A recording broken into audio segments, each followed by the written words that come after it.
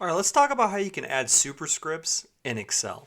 So this is actually pretty simple and very straightforward, but let's say that we type first and we want the ST in first to be superscripted.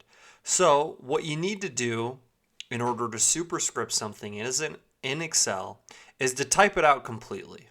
And then once you have it typed out, double click in the cell and highlight what you want to be superscripted. Then right click and go down to Format Cells. This little menu will pop up, and then you just need to select Superscript. And then once I hit OK, that will change to first with the ST superscripted.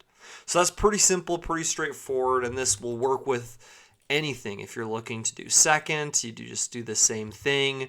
Highlight the ND, Format Cells, Superscript, hit OK.